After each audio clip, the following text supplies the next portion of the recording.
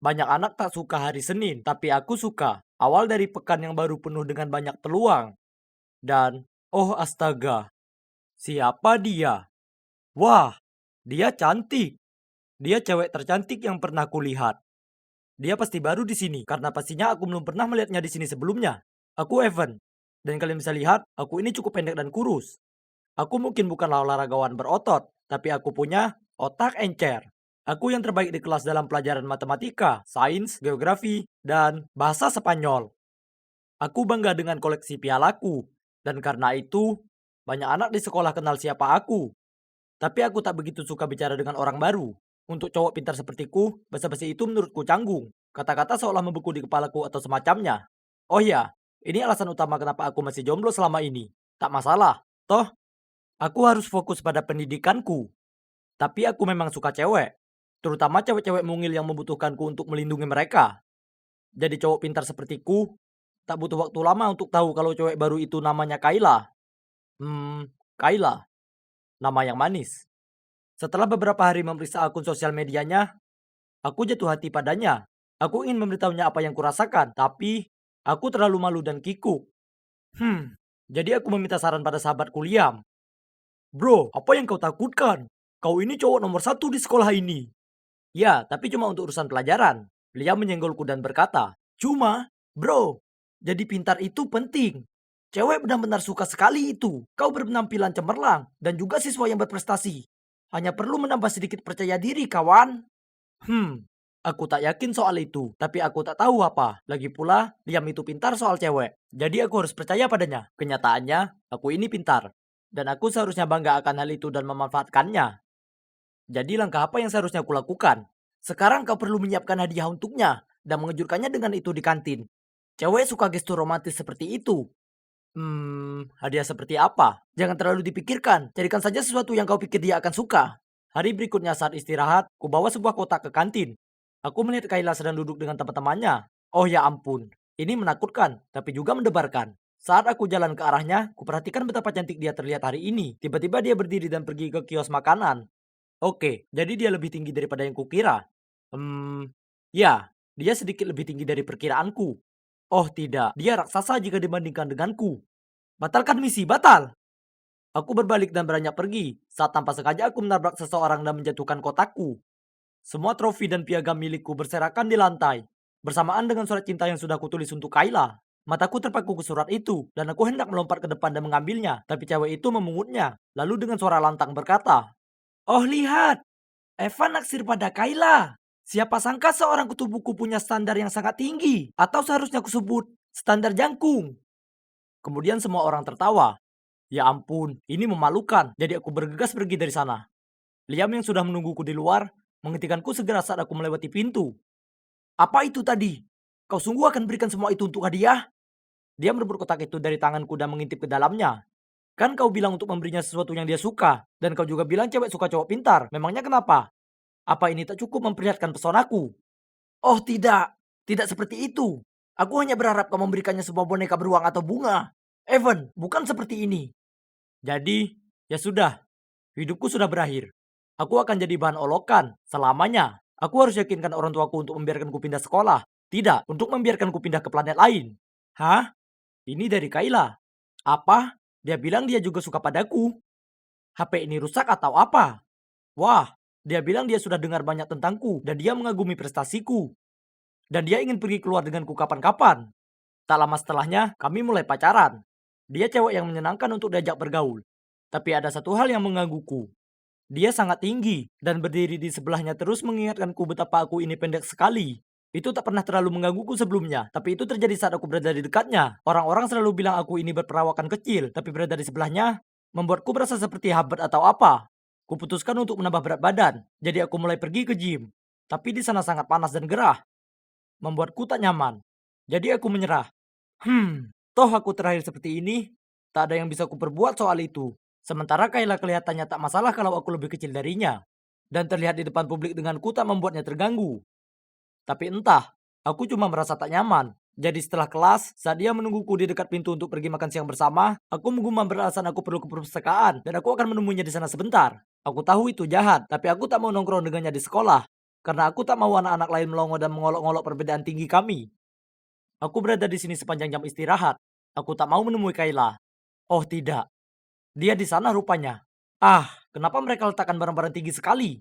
Sini biar ku ambilkan. Aku berbalik dan melihat itu Kayla. Kemudian dengan mudah diambilnya buku itu lalu menyerahkannya padaku. Tertegun, aku melihat sekeliling untuk memastikan tak ada yang melihat ini. Dan mendapati dua cewek terkekeh dan saling berbisik. Ini sangat memalukan. Sudah cukup buruk Kayla itu lebih besar dariku, tapi dia itu cewek sporty.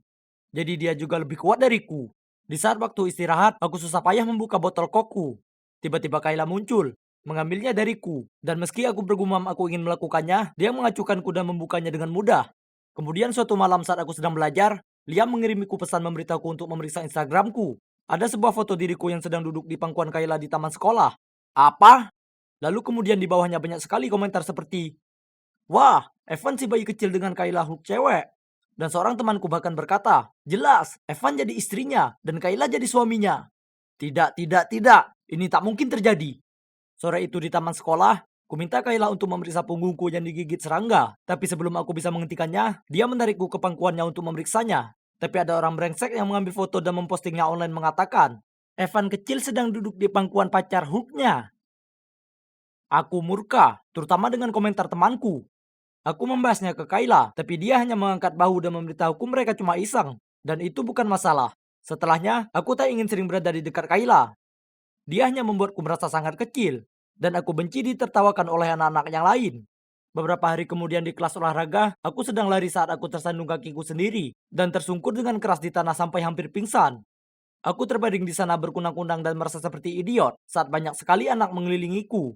Kayla juga berada di aula olahraga sedang latihan. Jadi dia lari ke arahku dan menyuruh semua orang untuk memberiku ruang. Kemudian dia memukuk dan mengangkatku dengan lengannya, lalu membopongku menyeberangi ruangan. Ini sungguh memalukan. Jadi dengan sisa tenagaku, aku teriak, "Turunkan aku! Aku bukan bayi!" "Oh oke, aku hanya berusaha menolongmu.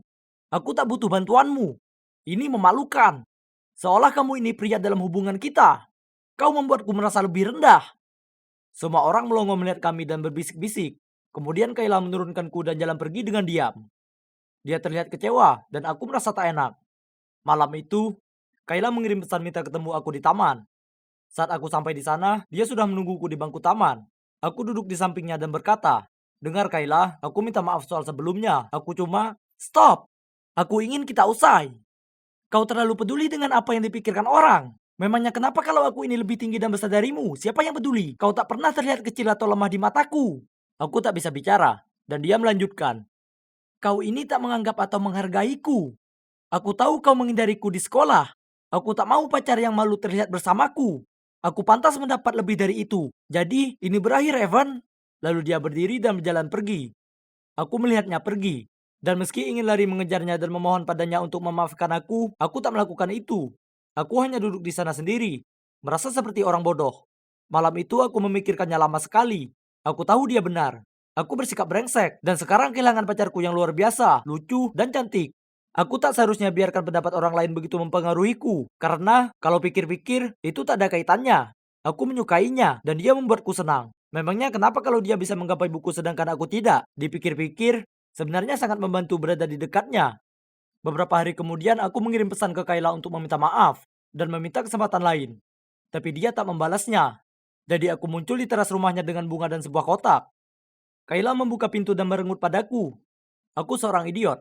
Idiot besar yang kecil. Tapi aku sangat menyukaimu, Kayla. Dan aku ingin semua orang tahu itu. Aku sangat suka Kayla. Kumohon berikan aku kesempatan lain, karena aku menyedihkan tanpamu. Dia tetap diam untuk beberapa saat. Tapi rasanya seperti selamanya bagiku. Rasanya aku akan pingsan, sampai akhirnya dia bicara. "Ya," dia tersenyum padaku. "Aku akan memberimu kesempatan lain, tapi jangan mengacau kali ini." Aku melompat ke dekapannya dan memeluknya. Ya, dia mengangkatku ke udara tapi aku tak peduli. Aku terlalu senang dia jadi pacarku lagi. Setelahnya aku berikan padanya kotak itu yang penuh dengan, bukan trofi dan piagam milikku, tapi sebaskom es krim stroberi. Rasa favoritnya. Aku memang mungkin kecil dan Kayla mungkin tinggi. Dan ya, oke, mungkin ini memang terlihat lucu untuk sebagian orang. Tapi aku tak lagi peduli apa yang dipikirkan orang lain. Rasanya aku melayang hingga ke bulan, bintang-bintang, hei, ke seluruh tata surya. Karena dia bersedia jadi pacarku lagi. Semua ini terjadi karena adanya gelombang baru COVID-19. Pihak berwenang memberlakukan lockdown secara nasional yang diperkirakan akan berlangsung selama 2 minggu. Lockdown akan dimulai pada tengah malam. Oh tidak, aku harus kembali ke asramaku. Lagi pula kita tidak perlu membuang waktu lagi untuk membicarakan si brengsek ini. Aku buru-buru mengambil barang-barangku. Lalu tiba-tiba bel pintu berbunyi. Aku akan kembali sebentar lagi. Stephen pergi untuk membukakan pintu, sementara aku tidak punya pilihan selain menunggunya. Astaga, situasi pandemi ini sungguh mengkhawatirkan. Dan aku sudah tidak berminat untuk mendengar kabar buruk lagi. Dari ruang tamu, aku bisa mendengar suara siapapun yang berdiri di luar pintu. Hei, bisakah aku menetap di sini sebentar? Tentu, tapi segera selesaikan hidupmu, ya? Gabe? Gabe menoleh ke arahku. Matanya melebar ketika dia menyadari siapa aku dan dia dengan canggung memalingkan muka dariku. Jadi kalian berdua saling kenal? Stephen memandang kami, bingung. Terjadi keheningan yang canggung di antara kami bertiga sebelum dia melanjutkan.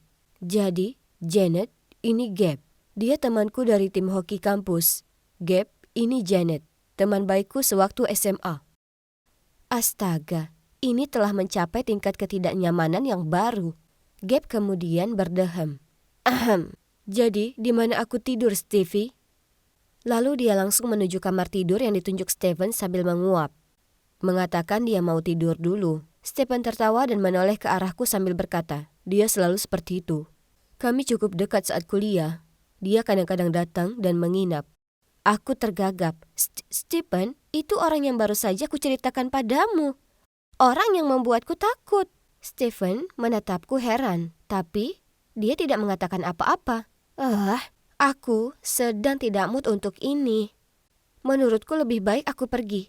Dan tepat ketika aku berpikir keadaan tidak akan menjadi lebih buruk, sebuah panggilan telepon datang. Saat melihatku panik, saat menerima telepon, Stephen pasti merasakan ada yang tidak beres.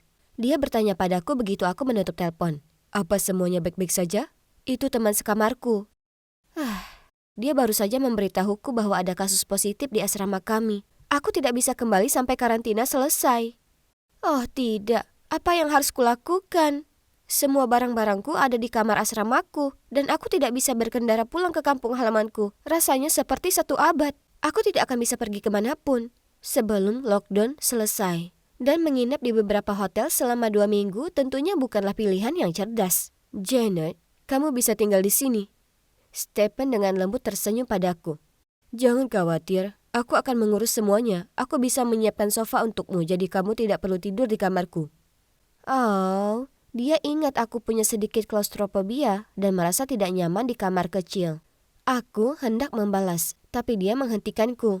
Lalu segera berjalan menuju sofa dan mulai menatanya kembali. Ini lucu, dan aku merasa tersentuh. Sepertinya aku tinggal di sini untuk karantina.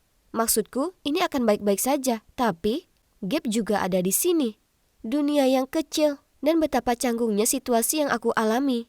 Tapi pilihan apa yang aku punya? Malam pertama, Stephen tinggal di ruang tamu bersamaku, dan kami banyak mengobrol. Apa kamu pernah berharap kita kembali ke masa SMA? Segalanya tampak lebih sederhana, ya kan? Kadang-kadang, itu membantu karena saat itu aku memiliki pacar yang paling manis. Apa kamu ingat saat kamu meminta tim pemandu sorak melakukan rutinitas khusus untuk ulang tahunku? Ini adalah hal paling lucu yang pernah dilakukan seseorang untukku. Stephen menyeringai. Baiklah, aku sudah mencobanya. Kita sangat bahagia saat itu. Lalu kuliah menghalanginya. Hei, tidak semuanya buruk. Kita masih berteman baik. Stephen balas tersenyum lembut. Benar sekali. Senang rasanya melakukan perjalanan menyusuri jalan kenangan bersama Stephen. Dia dulunya adalah pacar yang manis dan penuh perhatian. Dan dia tetaplah cowok yang seperti itu. Apapun yang terjadi, berada di dekatnya membuatku merasa aman. Kami terus ngobrol sampai subuh. Lalu tertidur. Beberapa saat kemudian di pagi hari, aku terbangun karena suara pintu lemari es dibanting. Melalui mata kabur, aku mengetahui bahwa itu adalah Gabe. Dia memelototiku sebelum dia bergegas kembali ke kamarnya. Kenapa dia begitu membenciku? Lalu aku melihat dia meninggalkan pancake di atas meja. Oh, ini pasti untuk Stephen. Jadi aku membawanya ke dia. Dia sedang memakannya saat Gabe muncul kembali. Hei Gabe, terima kasih untuk pancake-nya. Gabe mendengus. Ya. Lalu menatapku dengan pandangan kotor sebelum dia pergi lagi. Aku berusaha sekuat tenaga untuk menghindari Gabe, tapi ini tidak mudah ketika aku terjebak di apartemen kecil bersamanya. Aku menghabiskan sebagian besar waktuku membaca buku atau mendengarkan musik. Ya, kami punya sejarah yang baru saja kuceritakan pada Stephen sesaat sebelum Gabe membunyikan bel pintu. Kami berkencan selama sebulan. Semuanya baik-baik saja dan aku mulai sangat menyukainya. Dan wah, dia menghilang. Janet ghosting. Aku masih merasa sedih dan belum mau menghadapi semua ini. Apa alam semesta mengatur situasi karantina yang tidak nyata ini sehingga aku bisa mengatasi makhluk hantu ini? Lalu setelah itu, saat Stephen sedang mandi, Gabe berjalan ke arahku dan memberikanku sebatang permen. Aku meletakkan bukuku dan mengambilnya darinya. Tapi hanya karena aku tidak ingin bersikap kasar, lalu dia dengan canggung bertengger di tepi sofa dan berkata, ada apa denganmu dan Stephen? Hal ini membuatku jengkel, jadi aku berkata, itu bukan urusanmu. Mungkin saja. Aku sudah tahu ada sesuatu yang terjadi saat aku masuk. Lalu sebelum aku bisa menjawab, dia melanjutkan. Baik, masuk akal kalau gadis sepertimu akan jatuh cinta pada playboy. Steven adalah cowok yang baik. Dia membiarkanmu tinggal di sini, ya kan? Jadi mungkin kamu harus berpikir 2 kali sebelum menjelek-jelekannya di masa depan. Gabe mengambil permen itu dariku, lalu berdiri. Pipinya menggembung karena marah, dan dia tampak seperti akan meledak.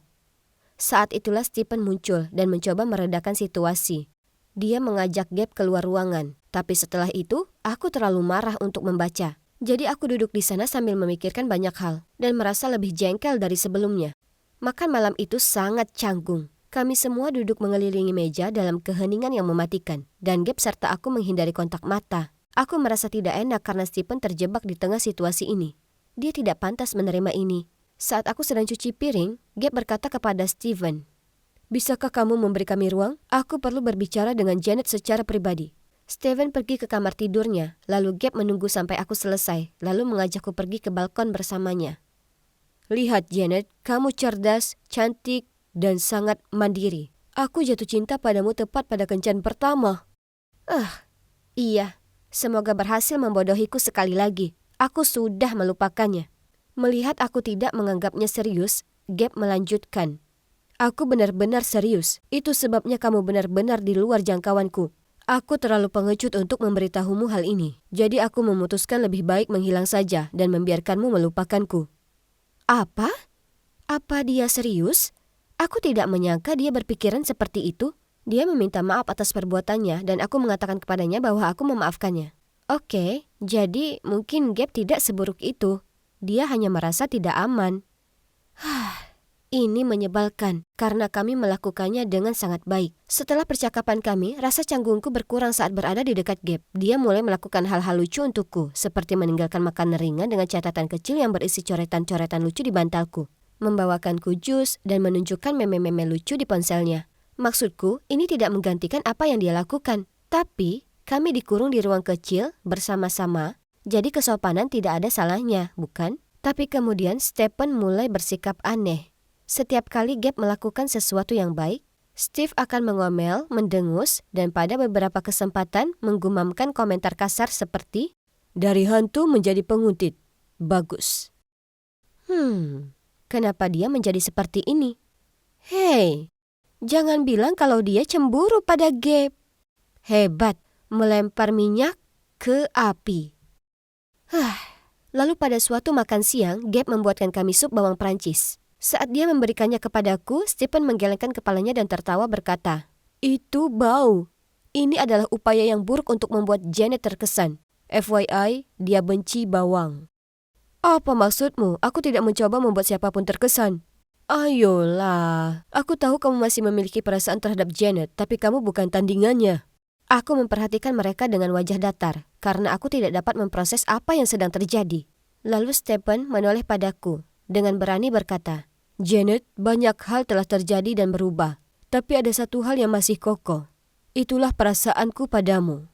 Jangan buang waktumu dengan anak ini. Wow, aku duduk di sana dengan bingung. Apa itu? Dan bukankah Stephen terlalu jahat? Ini adalah sisi dirinya yang belum pernah kulihat sebelumnya dan aku tidak menyukainya. Stevie, apa ini? Kukira kita sahabat. Ya, santai saja.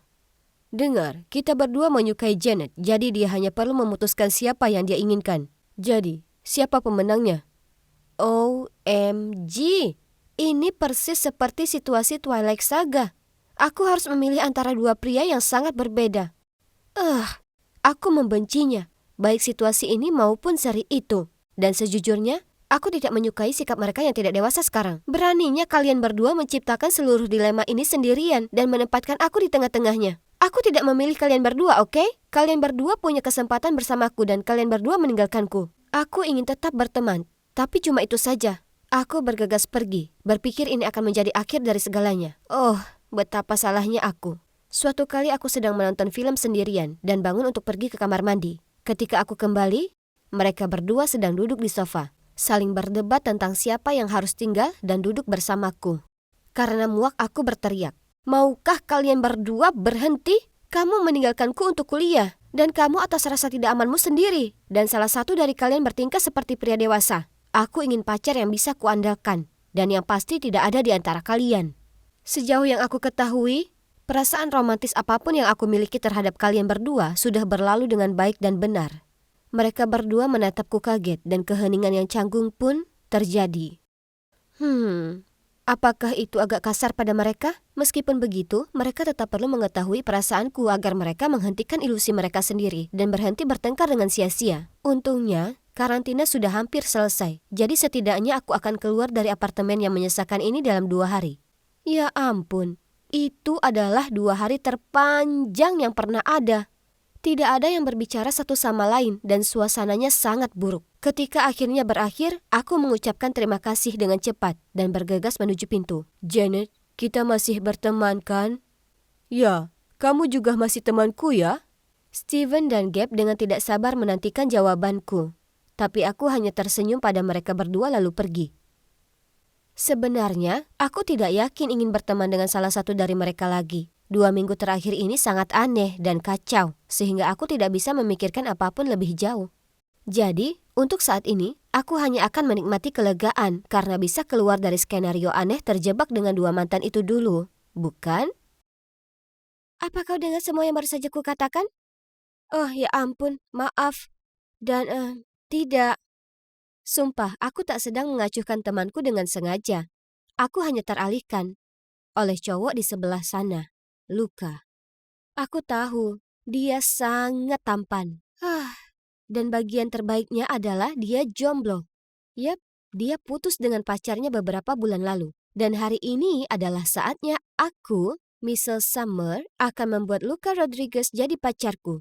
Maksudku, kini hatinya pasti sudah sembuh, ya kan? Satu-satunya kelas yang kuikuti bersama Luka adalah bahasa Prancis, jadi sekarang atau tidak sama sekali. Kutulis sepucuk surat cinta dan meminta cowok di belakangku untuk memberikannya ke Luka. Jantungku rasanya berdetak semakin cepat hingga guruku, Bu Davis, mencegatnya. Siapa yang mengoper surat di kelas? Tak ada ya? Mari kita lihat apa yang begitu penting sampai tak bisa menunggu sampai istirahat. Tunggu, apa beliau serius akan membacanya di depan seluruh kelas? Kusaksikan ia perlahan membuka surat itu. Oh, ampun. Seseorang tolong bantu dan hentikan beliau, tolong. Luka sayang, aku tersambar kilat cinta tepat sejak pertama kali aku melihatmu. Aku tak bisa berhenti memikirkan senyummu yang manis dan bagaimana aku begitu terhanyut dengan matamu yang biru dan dalam. Aku menyukaimu dan ingin tahu apakah kau juga menyukaiku? Seluruh kelas tertawa terbahak-bahak, tapi untung bagiku, Bu Davis tak menyebutkan namaku. Phew. Aku melirik ke Luka. Dia terlihat begitu malu. Sungguh kegagalan besar.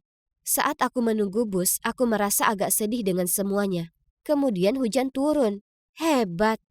Dan melengkapinya, tiba-tiba ada mobil lewat dan mencipratiku. Aku betulan basah dari ujung kepala hingga kaki. Aku berteriak marah. Yang benar saja! Mobil itu tiba-tiba mundur, kemudian berhenti di sampingku. Aku menghela nafas saat jendela mobil itu terbuka. Hah? Luka? Apa? Aku minta maaf sekali, apa kau tak apa? Ya Tuhan, Luka sedang bicara padaku. Oke, tenang Michelle, bersikaplah santai. Oh, aku tak apa, itu salahku. Harusnya aku tak duduk di halte bus. Yang benar saja. Bagus sekali. Sempurna. Sekarang dia akan mengira aku ini orang aneh dan berlalu pergi. Tapi dia tak begitu. Sebaliknya dia tersenyum dan berkata, "Ayo masuk, akan kuantarkan kau pulang." Aku dan Luka sendirian di mobil? Terima kasih semesta. Dengan bersemangat aku masuk. Oh, ada 2 orang lain di kursi belakang. Dia mengenalkan mereka itu temannya Wesley dan Aubrey. Oh, baik sekali dia memberi kami semua tumpangan. Sementara 2 temannya mendengarkan musik di kursi belakang, aku bisa bicara dengan Lukas. Itulah saat aku tahu kalau kami punya banyak kesamaan lebih dari yang kuduga. Dia adalah penggemar berat DC Comics, dan serial favoritnya adalah Arrow dan The Flash. Sama sepertiku. Oh, betapa aku berharap perjalanan ini tak akan pernah sampai ke rumahku. Malam itu, aku tak bisa lakukan apapun kecuali berbaring di kamar melamunkan betapa semua ini seakan tak nyata saat kemudian ponselku berbunyi. Bunda Maria yang Kudus. Seseorang tolong genggam tanganku. Luka barusan mengirimiku pesan. Hei Michelle, maaf sekali lagi membuatmu basah kuyup. Aku senang ngobrol denganmu. Apa aku bermimpi? Aku mencubit diriku untuk memastikan. Aduh, tidak. Ini sangat nyata. Kemudian satu hal berlanjut ke yang lainnya. Kami ngobrol hingga larut malam. Dan itu berulang hari demi hari. Dan hari berikutnya juga. Pada dasarnya kami bicara setiap malam. Dan kemudian sesuatu yang menakjubkan terjadi. Dia mengajakku kencan. Ya, kalian mendengarku dengan benar. Kencan. Wih. Dan bagian terbaiknya adalah dia ingin nonton film horor. Semua orang tahu cowok cuma menyarankan ini supaya si cewek akan memeluknya saat dia ketakutan. Oke, Luka, aku suka cara berpikirmu. Dia memilih The Conjuring 3. Jadi aku harus maraton nonton bagian 1 dan 2 dalam semalam. Sangat menakutkan. Tapi aku rela lakukan apapun untuk Luka. Hari itu pun tiba, dan aku menghabiskan berjam-jam memilih baju yang paling imut. Tapi kemudian aku sampai di bioskop melihat Wesley dan Aubrey juga ada di sana. Melihat wajahku yang kaget, Luka berkata, "Oh, aku juga mengajak Wesley dan Aubrey. Ini akan jadi double date yang menyenangkan." Apa dia baru saja berkata double date? Oh, jadi ini masih termasuk kencan. Sungguh melegakan. Dia tak memberitahuku sebelumnya kalau Wesley dan Aubrey merupakan kekasih. Semua kejutan di film itu memang membuatku terus berpegangan pada lengan Luka. Kalian pikir aku akan senang dengan ini, kan? Tapi tak, aku tak senang. Kenapa? Karena aku bukan satu-satunya cewek yang berpegangan pada lengannya. Aubrey juga. Tidak, aku tak sedang bercanda. Halo, bukankah cowoknya juga duduk di sebelahnya? Syukurlah, film itu akhirnya berakhir. Karena melihat Aubrey bergelayut pada Luka bahkan lebih menyeramkan daripada filmnya. Setelah itu, Luka menyarankan kami pergi beli makanan Meksiko. Dengan senang aku setuju. Hanya saja, Wes dan Aubrey juga ikut. Tentu saja. Kemudian sebelum kami sempat memesan minuman, Wes menerima telepon dari ibunya dan harus pergi. Jadi tersisa kami bertiga di sana makan malam bersama. Suasananya canggung. Karena Aubrey terus saja bercanda sendiri dengan Luka. Sementara aku duduk di sana tak paham dan merasa seperti obat nyamuk. Memang itu menyebalkan, tapi paling tidak aku akan punya waktu sendiri bersamanya di perjalanan pulang untuk menebus semua ini, ya kan?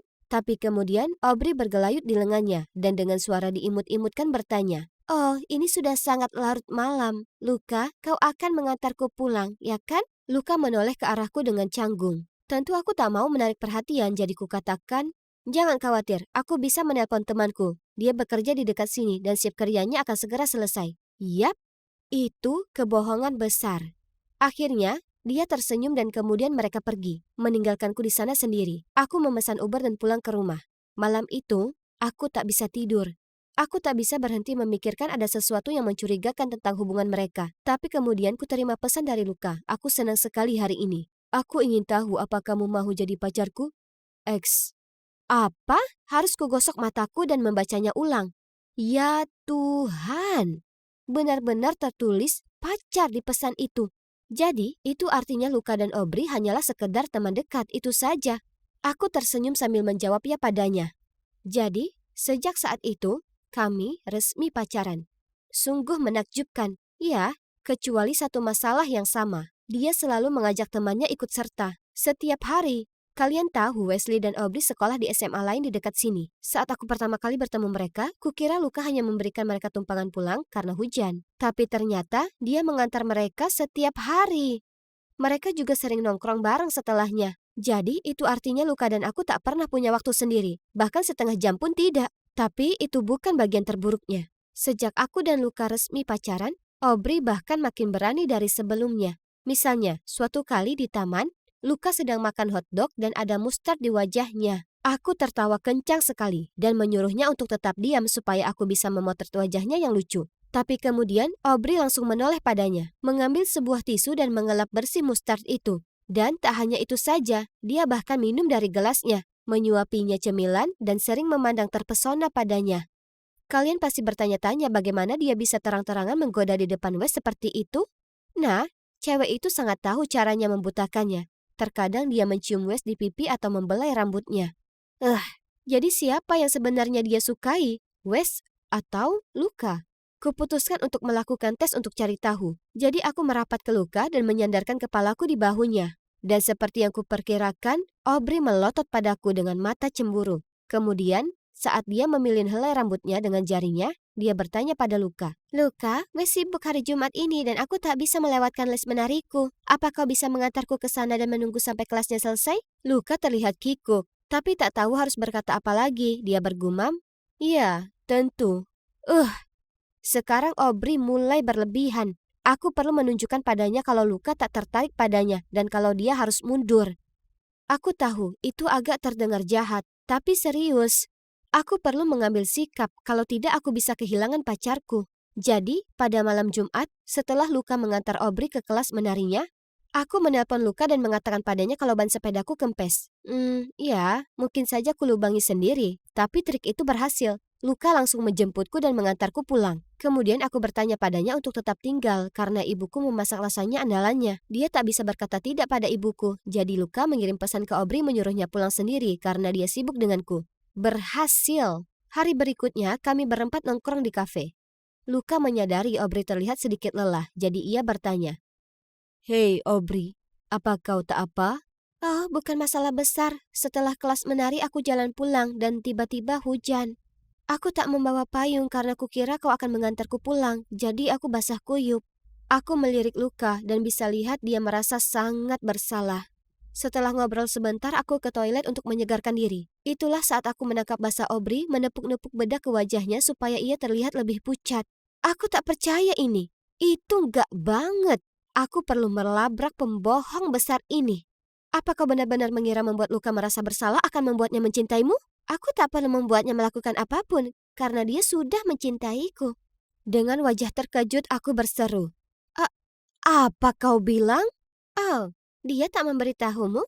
Luka dan aku dulu pacaran, tapi kemudian aku bosan padanya dan putus dengannya. Dia sangat terpukul. Sekarang melihatnya bersamamu, aku sadar aku membuat kesalahan. Dia seharusnya bersamaku. Ya Tuhan, aku tak percaya apa yang baru saja dikatakannya. Bagaimana bisa dia menyembunyikan ini dariku?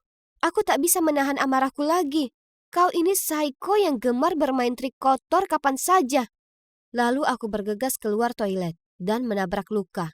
Apa kau baru saja membentak Aubrey? Jangan jahat begitu. Dia itu sakit karena aku pergi denganmu kemarin. Hebat sekali. Sekarang Luka hanya mendengarku berteriak dan sekarang mengira aku ini yang jahat. Tapi kemudian aku sadar Aubrey benar. Luka jelas masih cinta padanya. Karena kalau tidak, dia pasti sudah menanyakan dulu versi ceritaku sebelum membelanya begitu cepat. Luka, kurasa sebaiknya kita putus saja karena jelas kau masih punya perasaan terhadap Aubrey. Kemudian tanpa membiarkannya berkata apapun, aku mengabaikannya dan pergi. Hari berikutnya, kuputuskan untuk bangun lebih pagi dan pergi lari mencoba untuk menjernihkan pikiran. Tapi, segera saat kubuka pintunya, kulihat Luka berdiri di sana. Aku bersikap seolah dia tak terlihat dan hendak jalan pergi. Tapi dia meraih lenganku dan berkata, "Tolong, Michelle, paling tidak dengar aku dulu." Jadi, kami duduk di teras dan Luka menceritakan semua padaku. Ternyata memang benar Luka dan Aubrey dulunya pacaran, tapi mereka bertengkar sepanjang waktu. Jadi dia putus dengannya dan mereka tetap berteman. Dia tak memberitahu hubungan mereka di masa lalu karena dia kira itu bukan masalah besar karena semua sudah berakhir sekarang. Dia bilang setelah aku memutuskannya, dia bicara ke Aubrey untuk cari tahu apa yang terjadi antara aku dan dia. Itulah saat Aubrey mengaku kalau dia masih cinta dengannya dan hanya memacari Wesley supaya dia bisa berada di dekatnya.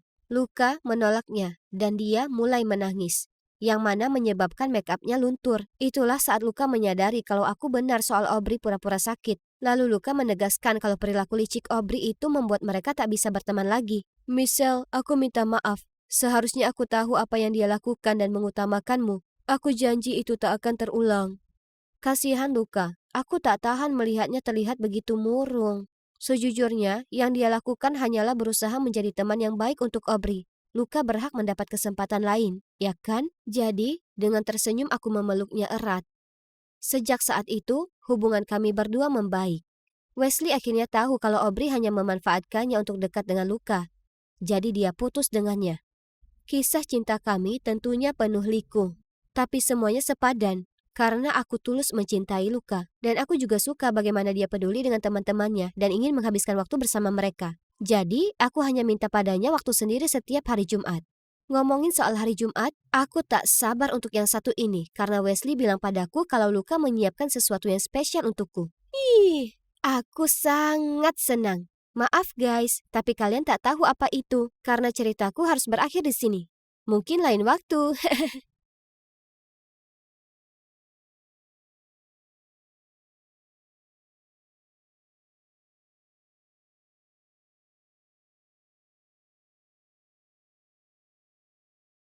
Aku sedang dalam perjalanan ke rumah Julia untuk belajar ketika entah dari mana aku menemukan diriku jatuh ke tanah. Aku sangat kaget, aku bahkan tidak melihat bola yang mengenaiku. Atau fakta bahwa ada seorang cowok tampan yang bergegas untuk memeriksa apakah aku baik-baik saja. Dia membantuku berdiri dan meminta maaf. Lalu dia mengeluarkan plester luka dari tasnya. Ya ampun, siapa dia? Tanganku lecet cukup parah. Tapi aku hampir tidak keberatan karena sekarang aku berhadapan dengan seorang cowok tampan. Faktanya aku begitu sibuk menatapnya dan tersipu malu sehingga aku bahkan tidak menyadari Julia berjalan ke arah kami.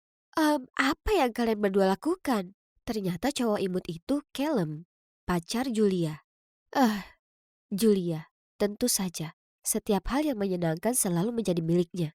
Ngomong-ngomong, aku Jenny, dan cewek yang beruntung itu adalah Julia. Dia putri orang terkaya di kota, Pak Walsh. Kami seharusnya berteman, tapi sejujurnya kami tidak memiliki kesamaan. Maksudku, keluargaku cukup miskin. Tapi itu bukan salah kami. Ayahku meninggal secara menyedihkan.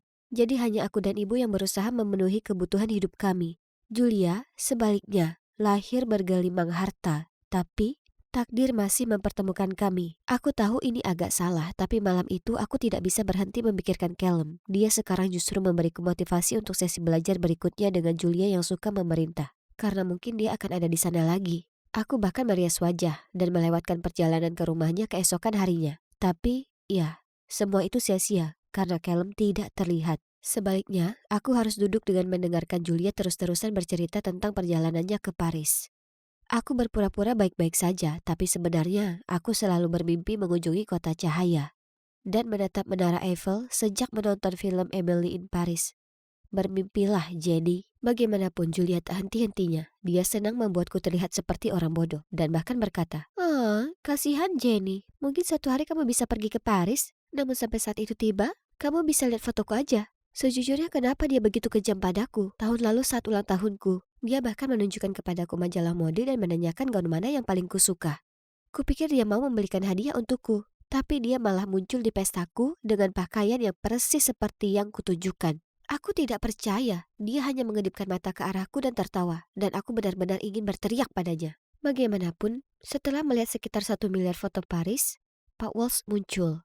Dia tampak senang melihat kami duduk berdekatan dan belajar bersama. Andai saja dia tahu yang sebenarnya. Tapi aku harus berpura-pura bersenang-senang dengan Julia dan membantunya belajar setidaknya demi dia.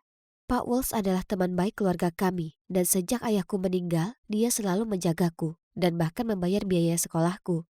Aku tidak bisa mengecewakannya. Tapi apa kalian tahu? Aku sebenarnya mulai bersemangat untuk pergi ke rumah Julia sekarang. Karena pikiran untuk bertemu Callum lagi membuatku berdebar-debar. Aku bahkan sampai potong rambut. Tapi dia tak pernah ada di sana. Dan aku selalu pergi dengan perasaan kecewa. Lalu suatu saat pulang sekolah, hujan monyet mulai turun. Dan aku harus lari ke sana. Lalu aku tiba-tiba merasakan payung menutupi kepalaku. Coba tebak, Callum yang datang menyelamatkan. Momen itu seperti sesuatu yang keluar dari film romantis. Dia bahkan menawariku tumpangan pulang. Jantungku berdegup kencang hingga aku takut dia mendengarnya. Aku hanya duduk diam sambil meneteskan air hujan ke seluruh mobilnya yang bersih. Aku bahkan memergokinya melihat ke arahku beberapa kali. Dan hatiku terasa seperti ingin melompat keluar dari dadaku. Dia berhenti di rumahku, jadi aku hendak keluar ketika dia menyentuh lenganku dan berkata, "Boleh aku minta nomor teleponmu?" Aku bingung, maksudku bukankah dia pacar Julia? Dia kemudian menjelaskan bahwa dia cuma disewa untuk menjadi pacar palsunya sehingga semua cowok genit tidak akan mendekatinya.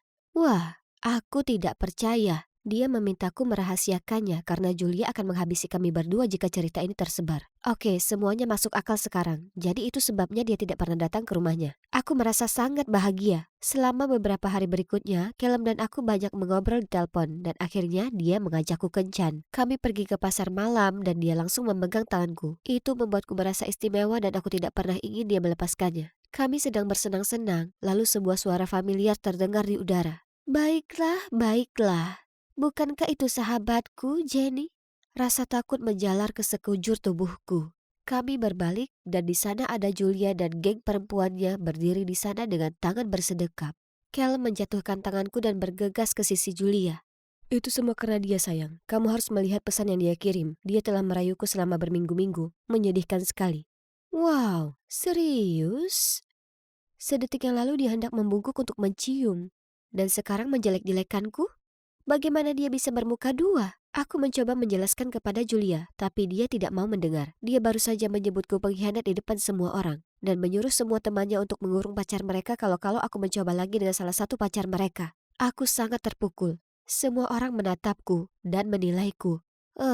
Ada saja aku bisa menghilang ke udara sekarang. Dan saat aku memikirkan kemana aku bisa melarikan diri, seorang cowok tampan muncul, meraih pergelangan tanganku dan menarikku pergi. Itu Stephen, cowok yang tinggal di seberang rumahku. Aku tidak mengerti kenapa dia membantuku, tapi aku sangat bersyukur dia melakukannya. Dia mengantarku pulang dan mencoba menghiburku dengan mengatakan betapa ibunya sangat menyukai toko roti kami, dan bahwa kue wortel yang dibuat ibuku adalah favorit ibunya. Hal itu membuatku tersenyum, mengingat kembali semua saat-saat bahagia di toko roti keluarga kami. Ketika ayahku meninggal, kami harus menjualnya untuk melunasi sejumlah hutang dan hidup menjadi sangat sulit. Untungnya Pak Walsh membantu. Tetapi setelah apa yang baru saja terjadi dengan Julia, aku tidak yakin mampu menghadapinya. Keesokan harinya di sekolah, semua orang menatapku. Aku bahkan tidak dapat menemukan tempat untuk duduk saat makan siang. Apa yang telah kulakukan? Aku telah merusak segalanya. Dan kemudian menjadi lebih buruk, ponselku berbunyi. Itu adalah Pak Walsh. Dia mengatakan dia sangat kecewa padaku dan aku tidak perlu lagi datang dan mengajari putrinya. Aku ingin menangis dan pada saat yang sama aku merasa sangat lega. Tapi kemudian aku terus membaca dan dia berkata, "Maaf tapi aku tidak bisa menepati janjiku lagi. Aku akan terus mensubsidi biaya SMA-mu, tapi kamu harus memikirkan sesuatu untuk kuliah. Semoga beruntung." Hatiku hancur. Aku tidak hanya dijauhi oleh semua orang di sekolah dan ditikam dari belakang oleh Callum. Tapi kini pintu perguruan tinggi juga dibanting tertutup di hadapanku. Apa yang akan aku lakukan? Hidupku sudah berakhir. Aku merasa sangat mual. Aku langsung keluar dari kantin dan pulang ke rumah. Aku tidak berani pergi ke sekolah selama beberapa hari berikutnya. Aku depresi. Dan ketika aku sudah putus asa, ada ketukan di pintu rumahku. Itu Callum. Apa yang dia lakukan di sini? Dia bilang dia menyesal atas apa yang terjadi dan dia sangat merindukanku. Lalu dia bertanya apakah aku tertarik menjadi pacar rahasianya. Apa-apaan ini? Aku sangat marah hingga ingin membanting pintu di depan wajahnya. Tapi dia cukup cepat menangkap tanganku sehingga membuatku terkejut. Tepat pada saat itu, Stephen kebetulan lewat. Melihatku berdiri di sana bersama Callum, wajahnya berubah dan dia segera pergi. Oh tidak, aku pasti tidak bisa lagi membiarkan dia salah paham tentangku. Dialah satu-satunya temanku yang tersisa. Aku menarik lenganku dari Callum dan mengejar Stephen. Aku akhirnya menyusulnya dan mengungkapkan perasaanku seolah-olah seluruh dunia menentangku dan aku tidak tahu harus berbuat apa. Dia menyuruhku untuk tenang lalu kami duduk di taman sambil membiarkanku menceritakan semuanya padanya. Saat aku selesai berbicara, aku hampir menangis. Lalu dia berkata, "Dengarkan Jenny, kamu lebih baik dari ini. Jangan menurunkan levelmu agar cocok dengan orang-orang di sekolahmu. Orang baik akan melihatmu apa adanya. Kamu kuat dan kamu bisa melewati apapun. Aku tahu kamu bisa." Dia benar, aku lebih baik dari ini. Aku tidak perlu terpuruk seperti Julia dan teman-temannya. Dan tentu saja aku tidak perlu bergantung pada uang Pak Walsh. Aku akan memikirkan hal ini sendiri, seperti yang selalu kulakukan. Jadi aku melamar pekerjaan paruh waktu di sebuah kedai kopi. Menghasilkan uang sendiri terasa sangat menyenangkan. Tiba-tiba aku merasa bebas. Dan aku tahu segalanya akan baik-baik saja. Namun suatu hari saat aku sedang bekerja, Julia dan kelompoknya datang. Mereka masih belum melupakan apa yang terjadi, dan di depan semua orang mereka mengungkit perbuatanku yang telah mempermalukanku. Dan mereka bahkan merekamnya, dan aku tak bisa berhenti gemetar. Ini keterlaluan. Saat itulah aku melemparkan secangkir kopi ke seluruh tubuh Julia dan lari dari sana. Julia berteriak dan mengatakan dia akan memberitahu ibuku semua yang telah kulakukan. Tanpa ragu, Julia benar-benar melakukannya. Dia bahkan mengirimi ibu fotoku dan Callum di pameran. Dan ya, ibuku tidak menerimanya dengan baik. Aku bergegas pulang untuk mencoba menjelaskan setelah ibu membentakku melalui telepon. Tapi ibu tidak ada. Aku menelpon-teleponnya dan seorang pria menjawab. Dia bilang ibuku dirawat di rumah sakit setelah dia pingsan. Ya Tuhan, Tuhan yang baik. Aku segera pergi ke rumah sakit dan mengetahui bahwa dia pingsan karena syok, tapi untungnya dia baik-baik saja. Dia harus tinggal sepanjang hari untuk diawasi. Jadi aku pergi untuk membelikan kami berdua secangkir kopi. Saat itulah aku melihatnya. Callum. Dia berada di bangsal sebelah, duduk bersama seorang cewek. Aku hampir menjatuhkan kopinya karena terkejut. Mereka terlihat dekat. Aku menunggu sampai dia pergi, lalu aku bertanya pada cewek itu apakah Callum adalah pacarnya. Nah, ternyata mereka sudah berpacaran selama 2 tahun. Jadi dia selingkuh 3 kali lipat. Cewek ini pantas tahu kebenarannya. Jadi aku menarik napas dalam-dalam dan menceritakan semuanya padanya. Dia sangat kesal. Kami memutuskan untuk mendapatkan kembali milik kami sendiri. Jadi cewek itu menelpon Callum dan memintanya untuk kembali. Begitu dia tiba, kami mengkonfrontasinya dan mendapatkan kebenaran untuk selamanya. Dia tidak pernah menjadi pacar Julia yang sebenarnya. Sebenarnya inilah bagian yang mengejutkan. Dia disewa oleh Julia untuk berpura-pura berkencan denganku dan menghancurkan hidupku. Rupanya dia iri dengan banyak perhatian yang diberikan ayahnya kepadaku sejak ayahku meninggal. Dan ayahnya terus-menerus membandingkannya denganku. Dia terus meminta maaf kepada pacarnya, mengatakan betapa dia mencintainya, dan bahwa dia hanya setuju untuk membantu Julia agar dia bisa mendapatkan sejumlah uang untuk membantu membayar tagihan medisnya. Aku tercengang. Callum sangat menyesal dan mengatakan dia akan meluruskan segalanya. Dia mempostingnya di forum sekolah untuk membersihkan namaku dan agar semua orang melihat kebenaran buruk tentang Julia. Dan tentu saja ketika Pak Wells melihatnya, dia menyuruhnya datang dan meminta maaf kepadaku. Dia sendiri juga minta maaf dan menawarkan untuk membayar biaya kuliahku lagi. Apa menurutmu aku menerima tawarannya? Tentu saja tidak. Aku berdiri di atas kakiku sendiri sekarang dan tidak ada jalan untuk kembali. Aku tidak membutuhkan bantuan siapapun. Jadi bagaimana aku mampu membiayai kuliah? Pastinya tidak dengan gaji kedai kopiku, kan? Nah, setelah lulus SMA, aku sadar betapa rindunya aku pada toko roti. Disitulah aku benar-benar merasa bahagia. Jadi aku memutuskan untuk belajar menjadi pastry chef. Dan sekarang aku dan ibu telah membuka toko roti baru. Aku belum pernah sebahagia ini dan ada satu hal lagi yang ingin aku bagikan. Oh, sebenarnya ini dia. Hai Stephen, aku sudah menjadi favorit ibumu. Ayo beri dia kejutan. Aku tidak bisa berhenti tersenyum saat Stephen mengambil kue wortel, mencium pipiku dan kami menuju mobilnya. Hidupku jauh lebih sederhana dan manis. Aku menyukainya.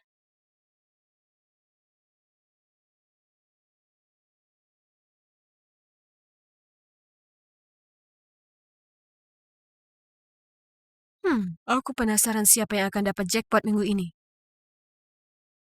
Bagaimana kalau si pirang Joseph itu? Tidak dia terlalu lambat. Atau ada si Arthur. Tapi terakhir kali selemah itu bahkan kesulitan membawa nampan makananku. Mengingat ada ujian sains minggu ini, kurasa lebih baik memilih seseorang yang pintar. Itulah saat kulihat Jack. Ayahnya adalah supir keluargaku. Ya, si kutu buku itu pasti tak akan mengecewakanku. Jadi, aku Victor. Aku 17 tahun dan aku kaya. Ayahku menyumbangkan begitu banyak uang ke sekolah ini, sampai ia lebih berkuasa daripada kepala sekolahnya. Jadi apapun kenakalan yang kulakukan, para guru tahu yang terbaik bagi mereka adalah menutup mata. Dan lihat, aku tak cuma kaya, tapi juga tampan. Semua orang ingin jadi temanku. Setiap hari para cewek mengejarku, tapi sayang sekali bagi mereka, aku sudah punya pacar cewek terseksi di sekolah, Jessica. Dan untuk para cowok, wajar jika mereka semua bisa habiskan waktu denganku. Jadi tiap minggu kupilih salah satu dari mereka untuk menemaniku dan melakukan tugas-tugasku. Hei Jack, selamat Bung, ini minggu keberuntunganmu. Maaf, bisa kau pilih orang lain? Dengan takut-takut, Jack berkata, kemudian berlalu pergi. Apa? Tak ada seorang pun yang pernah berani menolakku. Aku menarik tangannya, tapi dia bahkan menumpahkan kotak jusku. Oke, cukup kutu buku, tamat riwayatmu. Hari berikutnya aku sedang berdiri di dekat lokerku, menyuruh Arthur menata bukuku. Saat aku tak sengaja dengar Jack bicara ke temannya soal ujian sains. Aku benar-benar lupa kalau kami harus serahkan ujian itu online sampai tengah malam nanti. Aku tahu. Akan kubuat tugas Jack jadi milikku. Oh, jenius. Sore itu kukatakan pada guru olahraga kami kalau Jack sedang piket. Jadi ia menyuruhnya membereskan ruangan olahraga setelah kelas. Sementara itu kubuka laptopnya dan kusalin pekerjaannya. Nah, esai? Selesai. Kecil. Beberapa hari kemudian, Guru Sains memanggil kami berdua ke kantor dan bertanya kenapa tugas kami identik. Tapi hei, tak hanya aku sudah menyerahkannya lebih awal, tapi dia juga di bawah kendaliku. Jadi tentu saja aku tetap mendapat A dan Jack dapat F. Hah! Sepulang sekolah, Jack mengikutiku ke mobil. Lalu saat aku akan masuk, dia melompat di depanku dan membanting pintu hingga tertutup. Kau curang, kau mencuri tugasku. Tidak, aku yang mestinya mengatakan itu. Aku mengumpulkannya duluan. Mendengar kami bertengkar, ayah Jack keluar dari mobil dan dengan panik meminta maaf padaku atas apa yang dilakukan anaknya. Kau harusnya tahu siapa kau ini. Ayahmu cuma pelayan yang menjadikanmu bukan siapa-siapa. Aku menyeringai. Kemudian aku merebut kunci dari tangan ayahnya dan masuk ke mobil. Aku akan pulang sendiri hari ini. Selamat tinggal, pecundang. Kutu buku itu sudah mengacaukan moodku dan sekarang aku perlu menghibur diri sendiri dengan bersenang-senang. Oh, ya ampun, pesta itu keren.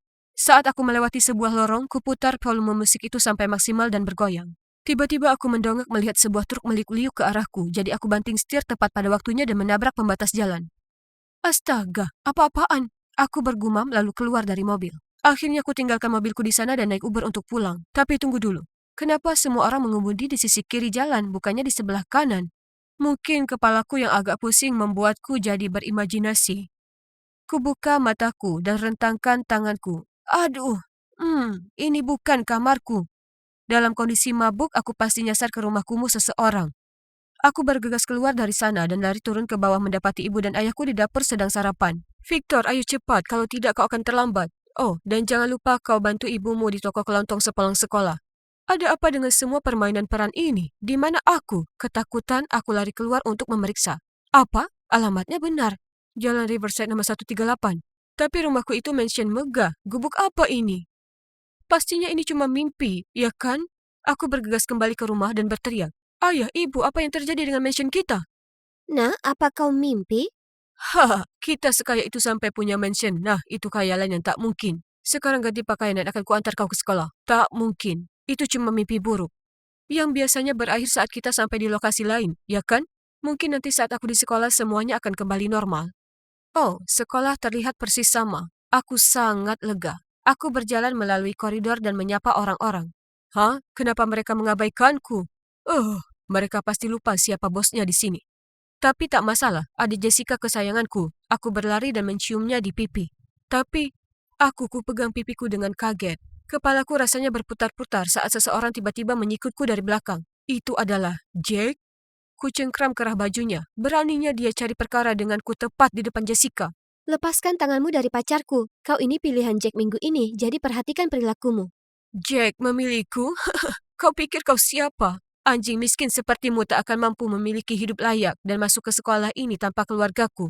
Lihat dirimu sendiri. Sayang, abaikan dia. Ayo kita pergi. Jessica mengusap lengannya dan kemudian mereka berdua pergi. Aku berdiri di sana kebingungan. Apa yang sebenarnya terjadi? Aku merasa seolah aku ini terjatuh ke semesta alternatif. Kutampar wajahku sendiri untuk keluar dari sana. Aduh, kenapa aku tak terbangun dari mimpi buruk ini? Ini semua berawal dari lorong itu, kan?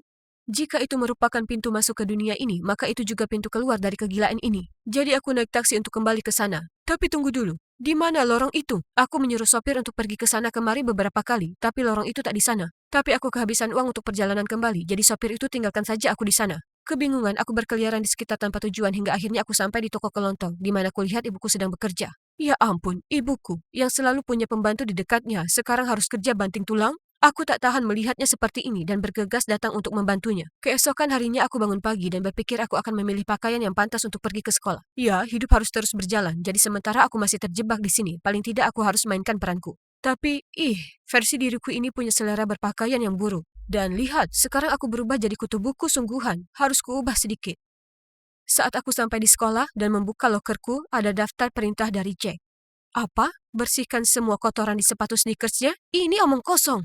Jadi ku buang lembar kertas itu ke sampah. Kemudian entah dari mana, Arthur dengan cepat mengambilnya dan berbisik ke telingaku. Bro, kusarankan kau lakukan apa yang Jack katakan. Kenapa? Dia konyol. Untuk menjaga kedamaian, sebenarnya tak ada seorang pun yang menyukainya. Kami hanya baik padanya karena kami tak mau dapat masalah. Dan melihat Jack mendekat, Arthur segera pergi. Beberapa hari ke depan, aku melihatnya langsung. Orang-orang menjilat Jack, tapi nanti di belakangnya mereka jahat padanya. Dia berjalan kemana-mana seolah dia memimpin sekolah. Dia bahkan membuat satu anak dikeluarkan hanya karena dia melaporkan saat Jack curang dalam ujian. Dasar anak manja. Dan juga, Jessica itu cewek matre. Suatu kali, aku menangkap basah dia menggoda cowok basket. Aku bahkan tak sengaja dengar dia berkata, Kalau Jack tak kaya, aku tak mungkin meliriknya 2 kali. Dia itu cuma mesin ATM buatku. tunggu dulu, jika Jess berpikir begitu tentang Jack, maka apa dia berpikiran yang sama tentangku saat kita pacaran? Jadi, selama ini Jack tak pernah punya teman sejati, sama seperti aku sebelumnya. Jujur saja, dia itu memuakkan, tapi sekaligus menyedihkan. Setelah itu, kuperhatikan Jess terus memberiku pandangan menggoda. Aku tak mahu dapat masalah, jadi aku mengacuhkannya. Kemudian suatu kali saat aku di lorong, dia melabrakku dan berteriak. Kenapa kau menghindariku? Tak seorang pun pernah menolakku. Aku berusaha tetap menjauh darinya, lalu entah dari mana Jack muncul dan mengamuk. Ada apa ini? Aku tak punya kesempatan menjelaskan karena Jess segera mendatangi Jack. Sayang, dia terus mendekatiku. Dia tak mau biarkan aku sendiri. Bukan begitu, dia memanfaatkanmu. Aku memandangnya dengan panik. Di parkiran, jam 3.30 sore, kau akan membayar karena mengganggu pacarku. Kemudian mereka berdua berjalan pergi bergandengan. Jadi setelah sekolah dengan gugup aku pergi ke parkiran. Dia melempar kunci mobil padaku dan mencibir. Kemudikan, sebaiknya kau lakukan yang kukatakan, kalau tidak kupastikan kau akan dikeluarkan. Sepertinya aku tak punya pilihan lain. Jadi kuputuskan pergi bersamanya untuk cari tahu apa yang akan dia lakukan. Dia menyuruhku mengantarnya pulang. Cukup mudah. Tapi kemudian segera saat ku buka pintu, ayahku muncul. Dan dengan suara memohon berkata pada Jack, "Tolong Tuan, jangan biarkan anak saya dikeluarkan." "Ayah, apa yang ayah lakukan?" Meminta maaf langsung padanya, tak peduli apapun alasannya. Ayah menatapku dengan pandangan tegar.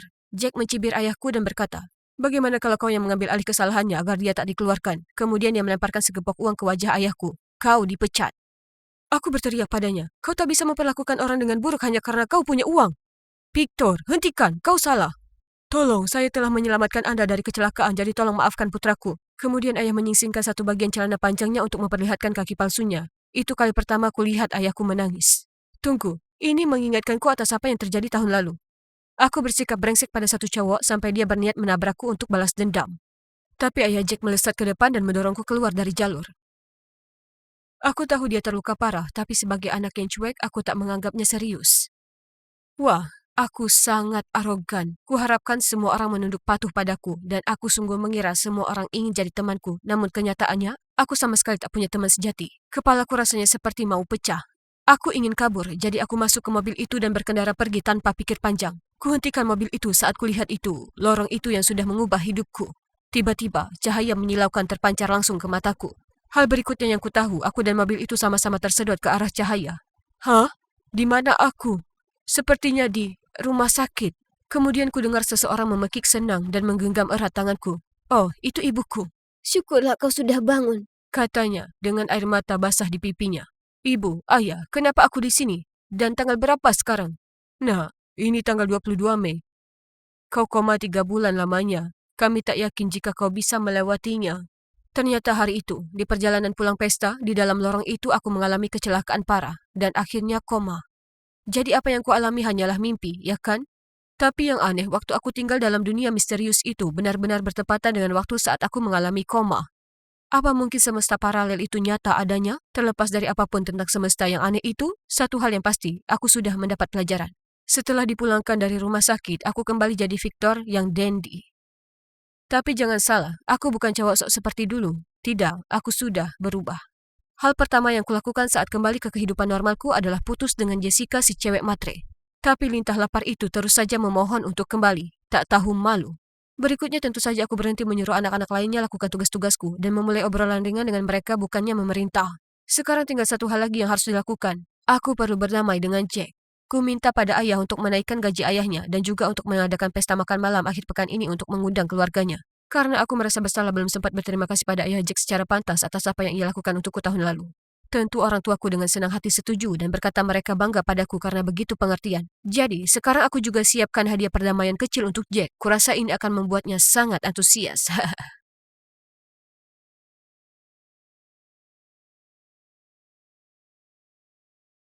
Sarah, ini sudah waktunya kau menikah. Kau ini ngomong apa? Menikah? Tak mungkin. Aku masih sekolah.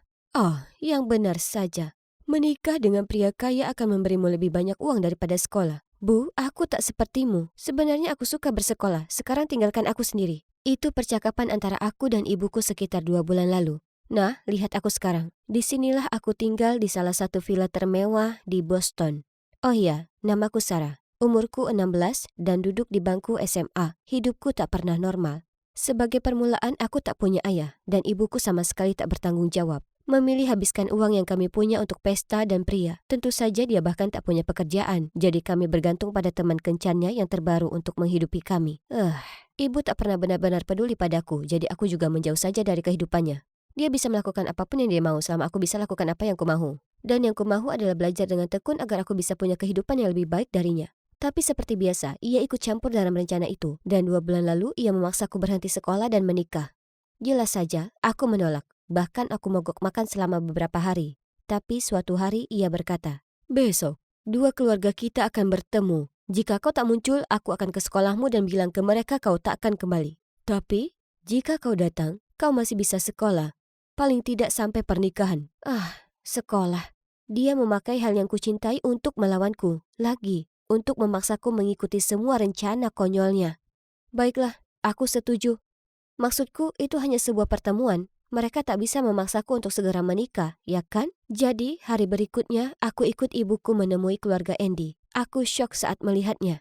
Dia memakai masker yang menutupi setengah wajahnya dan hanya duduk di sana, tanpa mengucapkan sepatah kata pun.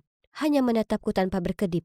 Jujur, itu sangat menyeramkan. Tapi orang tuanya kelihatan baik. Dan mereka menjelaskan kalau dia pernah mengalami kecelakaan waktu kecil yang meninggalkan bekas luka bakar di wajahnya. Jadi, dia memakai masker agar tak membuat orang takut. Aku bisa melihatnya memandangiku, menunggu reaksiku. Jadi aku berusaha balas tersenyum. Aku merasa kasihan padanya. Tapi di saat yang sama aku tak mungkin mau habiskan hidupku dengan laki-laki ini. Jadi kuputuskan untuk jalankan rencanaku. Yang harus kulakukan hanyalah membuat orang tuanya tak setuju dengan perjodohan ini. Jadi aku bertingkah seceroboh mungkin. Ingin ku beri kesan pertama terburuk. Segera saat minuman dituang, aku membungkuk lalu menyenggol gelas ibunya jatuh kena gaun putihnya. Ibuku terlihat malu. Tapi aku tak berhenti sampai situ. Aku makan dengan kedua tangan dan menjatuhkan makanan di meja dan terus mengunyah makanan dengan mulut terbuka. Tapi tak peduli seberapa keras aku berusaha, orang tua Adam sepertinya masih menyukaiku. Dan aku bisa melihat Adam sedikit menyeringai padaku. Apa yang seorang gadis harus lakukan untuk menjauh dari keluarga ini? Jelas, mereka putus asa. Di akhir jamuan makan, mereka mulai membahas pertunangan. Rupanya, aku harus pindah ke rumah keluarga Adam supaya kami bisa saling kenal. Lalu jika aku bisa bantu Adam mengurangi rasa mindernya, mereka akan biarkan aku lulus SMA sebelum kami menikah. Jadi bukankah itu artinya mereka hanya ingin seorang teman untuk Adam? Seseorang yang menemaninya? Itu tak terlalu buruk. Kurasa aku bisa lakukan itu kalau begitu. Jadi setelah pertunangan aku pindah ke mansion Adam. Sepulang sekolah setiap hari aku bergaul dengannya dan berusaha menghiburnya. Ku mainkan musik kesukaanku, tunjukkan padanya film-film epik, bahkan bercanda padanya. Tapi tetap saja dia hampir tak tersenyum. Dia tak tertarik pada apapun yang kusukai. Ketika suatu hari aku sedang kesulitan mengerjakan PR sainsku, ketika dia lewat dan memeriksa apa yang kukerjakan, tiba-tiba dia mulai ngobrol. Lalu kusadari betapa dia menyukai kimia dan fisika. Dia bahkan sering menawarkan bantuan untuk tugas-tugasku. Dia juga bersemangat dengan topik-topik tersebut. Dan ini menguntungkan, karena aku akhirnya temukan sesuatu yang bisa kami diskusikan. Dia bahkan mulai terbuka padaku. Ini permulaan. Aku mulai lebih nyaman di dekatnya. Di suatu hari yang cerah, aku bahkan bertanya pada Adam apa dia mau main badminton. Awalnya dia menolak karena dia tak suka berada di luar. Tapi aku tak henti memohon sampai dia berkata, "Baiklah, pernah main ini sebelumnya?" "Tidak." "Oke, biar kutunjukkan padamu." Aku sangat bersemangat mengajari Adam. Meski tak hebat dalam koordinasi mata dan tangan, aku sudah sering main badminton di sekolah. Jadi aku cukup percaya diri. Akhirnya kutemukan sesuatu yang aku lebih jago daripada dia. Oke, mungkin aku terlalu cepat mengatakan itu. Setelah beberapa servis yang gagal, entah bagaimana dia berhasil menguasai shuttlecock dan menghajarku. Kenapa kau bilang kau tak pernah main ini sebelumnya? Karena itu kenyataannya. Aku tak percaya padamu. Adam hanya mengangkat bahu lalu meninggalkanku berbaring di tanah. Dia pasti berpura-pura. Tak mungkin ada yang bisa sebagus itu untuk pertama kalinya mereka lakukan sesuatu.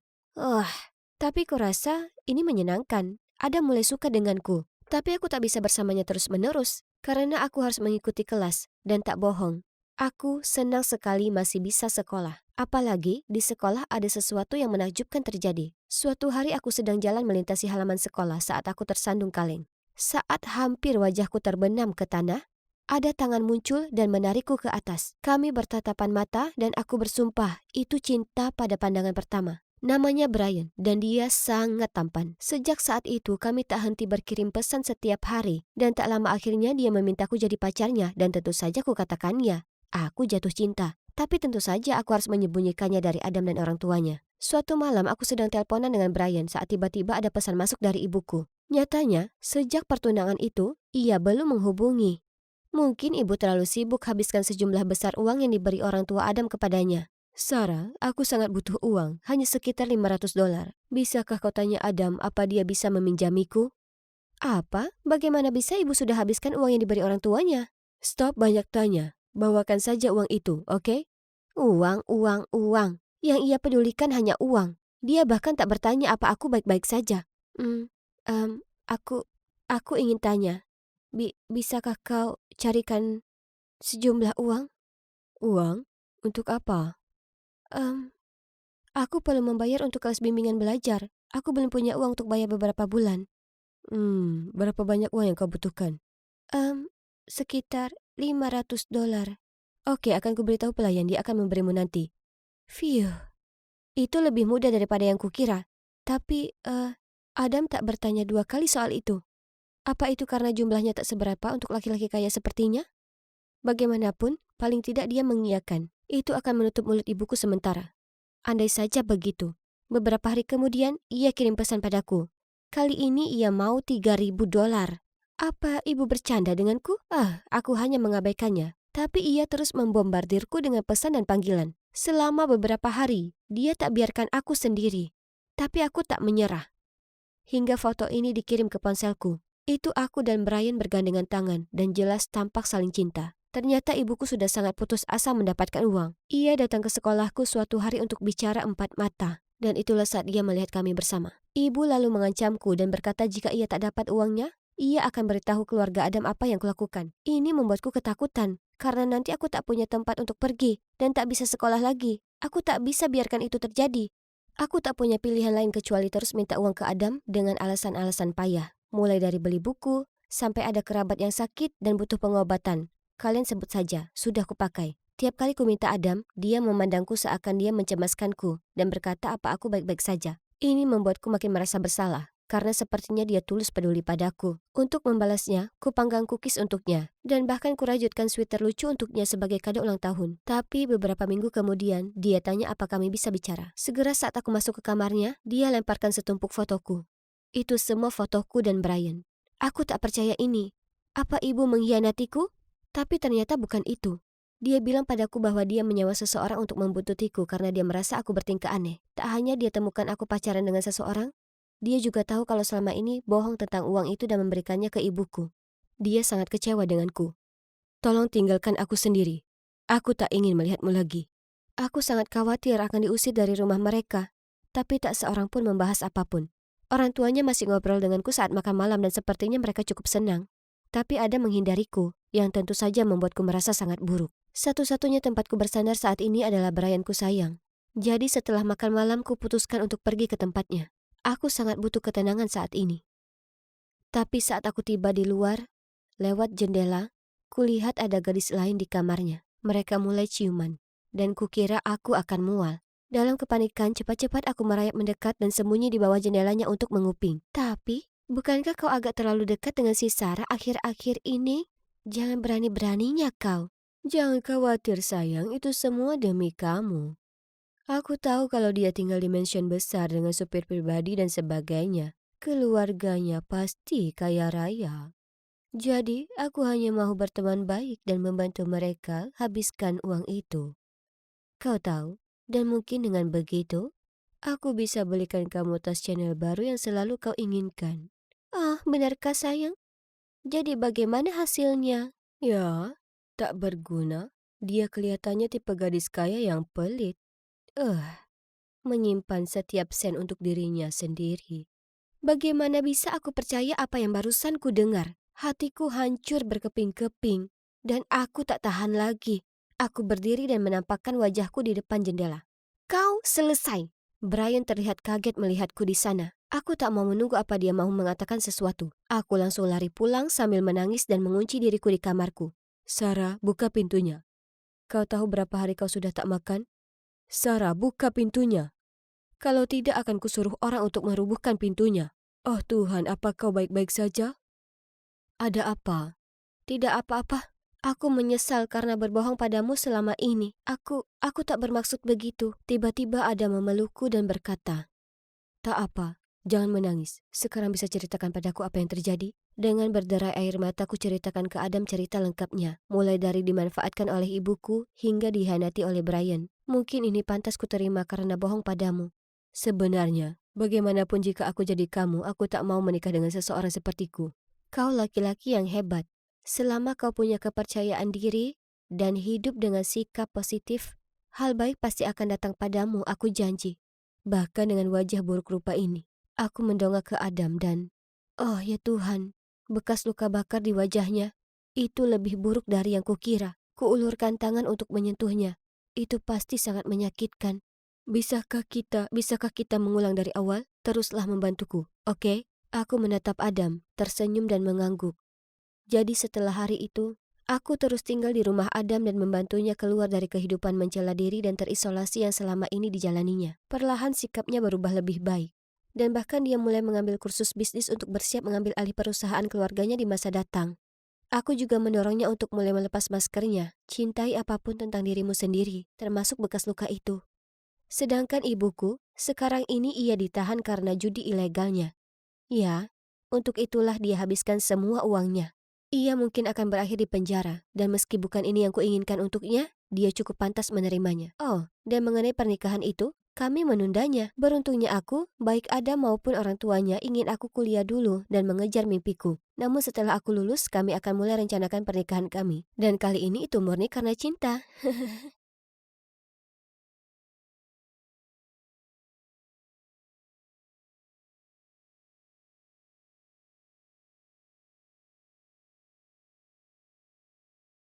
Hei, apa sebenarnya yang kau pikir kau lakukan?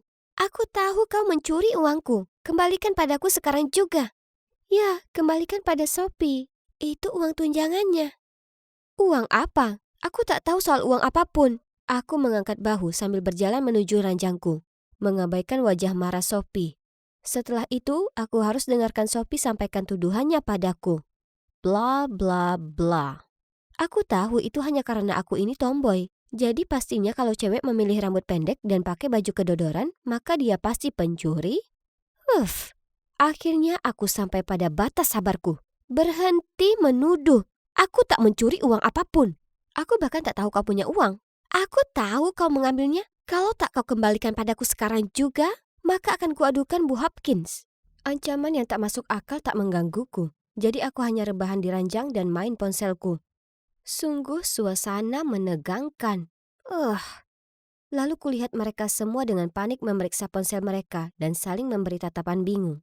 Jadi, ku keluarkan earpodku dan mendengar telepon berdering dari dekat Sophie. Bukankah itu ponsel barumu, Sophie? Kenapa tak kau angkat? Apa? Tidak. Sophie terbata-bata sementara Bella dan Carly menatapnya kebingungan. Aku jalan ke arah Sophie, mengangkat bantal itu dan iya, di sana ada iPhone 13 Pro Max yang baru. Jadi, Sophie, jika tak ada masalah dengan ponsel barumu, maka kenapa kau merasa sangat perlu menyembunyikannya dan tak menjawab panggilanku? Dengan gugup ia menggigit kukunya lalu berseru. Baiklah, ku habiskan semua tunjanganku untuk beli ponsel baru. Aku tahu orang tuaku akan marah kalau aku menghabiskannya begitu cepat. Jadi kukira akan lebih mudah untuk menyalahkanmu. Karena kau anak baru dan terlihat agak mencurigakan. Bagus, aku menatapnya. Kau bisa saja, kau tahu, temukan orang yang lebih bodoh untuk kau kerjai. Karena sudah kulihat jelas siapa dirimu dan skenario kotormu. Tapi terserah. Teman-teman, aku minta maaf. Ia menatap Bella dan Carly dengan tatapan memelas. Tolong maafkan aku. Mereka berdua menggelengkan kepala dan beritahu Sophie kalau dia harus minta ke Bu Hopkins, pengawas asrama, untuk pindah kamar. Jika tidak, mereka akan beritahu semua orang tentang apa yang dia lakukan. Jadi dengan marah Sophie berkemas lalu pindah. Saat ruangan sudah terbebas dari Sophie, Carly dan Bella minta maaf padaku, lalu membantuku merapikan barang-barangku. Aku tersenyum ke mereka. Jangan khawatir, tak masalah. Setelahnya, mereka tak henti memuji pakaian dan gayaku. Dan betapa pintarnya aku. Hal ini sangat menyanjung. Tapi dari luar aku tetap bersikap datar. Akhir pekan itu, sekolah membawa kami keluar berkegiatan di hutan. Guru kami mengadakan perburuan harta karun dan membagi kami jadi beberapa kelompok. Aku akhirnya sekelompok dengan Carly, Bella, dan 2 orang gadis lainnya. Guru memberi Bella peta. Dia memegangnya dengan cara yang salah. Kurasa peta ini rusak. Aku tertawa kecil, mengambilnya, lalu menggunakan petunjuk pertama yang kami dapatkan. Aku segera tahu bahwa kami perlu jalan 100 langkah ke timur dan temukan sebuah pohon di tepi danau. Ternyata semua petunjuk yang lain sama mudahnya dengan yang pertama. Dan segera kami selesaikan permainan. Di urutan pertama, semua orang melongo dan bertepuk tangan padaku. Ini sih gampang sekali. Kami dalam perjalanan kembali ke kamar asrama saat Carly menghampiriku dan berkata, "Hey Sam, kau hebat sekali hari ini." Oh, itu bukan apa-apa. Permainan teka-teki adalah kesukaanku. Hei, aku punya ide.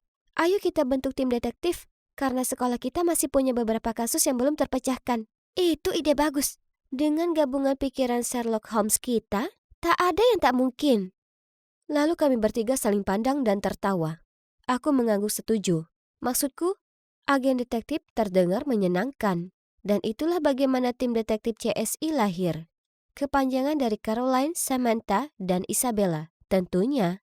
Awalnya, semua orang menertawakan kami karena mereka pikir grup ini omong kosong. Tapi kemudian, saat ujian matematika dicuri, dan lewat keterampilan investigasi ahli kami mengaitkannya ke Aubrey, siswa terbaik di kelas. Hei, kami bahkan menangkap orang aneh yang menyelinap ke sekolah kami untuk memata-matai para cewek. Dan hanya soal waktu sampai semua orang mulai mengakui kemampuan kami. Suatu hari, kami bertiga berdiri di loker saat serangkaian alarm pesan berbunyi. Ternyata, di halaman pengakuan milik sekolah, kami terdapat postingan baru yang menyatakan kalau Liam, anak laki-laki terpopuler di sekolah, telah merayu dan menipu banyak gadis. Mereka juga memposting beberapa surat cinta yang diselipkan Liam ke loker para cewek untuk memanipulasi mereka supaya mau memberinya uang. Pesan itu menunjukkan, aku tak sabar mengajakmu kencan spesial tapi kartu debitku tak bisa dipakai. Jika kau pinjamkan milikmu, aku akan memastikan kencan kita luar biasa. Aku janji, X. Ya Tuhan, ini sulit dipercaya. Pada saat itu, kurasakan ada tepukan di pundakku. Lalu aku berbalik dan melihat Liam tampak cemberut berdiri di sana. Tolong, kau harus membantuku. Ini tuduhan palsu. Tolong bantu temukan siapa yang melakukannya. Dan kalian tahu, tentu saja kami semua langsung mengangguk. Tidak ada yang bisa menolak membantu cowok setampan Liam. Oh, maksudku, kami ini tim detektif yang terkenal di sekolah, jadi tak bisa mengabaikannya, ya kan? Ya, benar saja. Aku memutar mataku. Aku tak salahkan Carly karena suka dengan Liam. Maksudku, semua orang menyukainya. Kurasa, bahkan aku juga. Bella kemudian menyela lamunanku. Ayo teman-teman, fokus pada pekerjaan kita. Kurasa orang yang lakukan itu pasti punya semacam dendam ke Liam. Semua orang setuju dan mulai menginvestigasi. Yang membuatku menyelinap ke asrama Liam dan mengacak-ngacak tempat sampah. Bingo! Kutemukan secari kertas yang dirobek-robek berisi pesan yang harusnya dikirim Liam ke korbannya, dicoret dengan tinta hijau. Lalu, siapa yang kebetulan ada noda hijau di tangannya? Tak lain adalah James, salah satu teman sekamar Liam. Ternyata, James melakukan ini karena iri dengan popularitas Liam. Betapa licik! Nah, kesibukan ini membuat grup detektif kami semakin terpercaya. Kami sebenarnya punya fanbase sendiri dan aku selalu tak sengaja dengar anak-anak lainnya membicarakan hal baik tentang kami. Bagian terbaiknya, Liam sangat berterima kasih pada kami sehingga lebih sering nongkrong dengan kami. Kami bahkan ke taman dengannya di suatu akhir pekan dan dia belikan kami semua es krim. Carly terus saja memilih rambutnya dan menatapnya terpesona. Jadi cewek santai, aku sebatas tersenyum dan berkata thanks. Satu-satunya yang sepertinya tak terkesan dengan Liam yaitu Bella. Mengambil es krim itu, memaksa tersenyum sopan lalu cuek kepadanya. Biar, paling tidak akhirnya satu kompetitor berkurang untuk dapatkan perhatian Liam. Suatu hari, kami sedang makan siang. Saat kami tak sengaja dengar cewek-cewek di meja sebelah bicara tentang cewek yang melihat hantu di lab kimia. Dan itu sangat membuatnya ketakutan sampai tak mau keluar dari kamarnya berhari-hari. Menurut yang lain, legenda hantu ini sudah ada sejak lama. Nah, itu terdengar seperti tugas untuk CSI. Tapi Bella langsung melipat tangannya dan menggelengkan kepala. Tidak, aku tak ikut.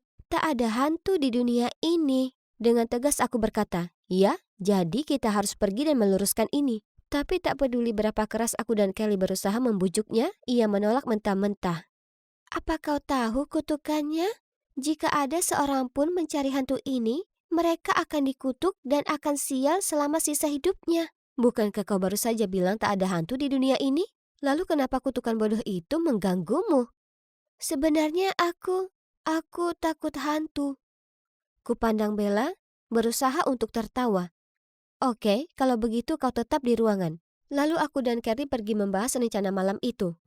Kami sedang sembunyi di pojok lab kimia.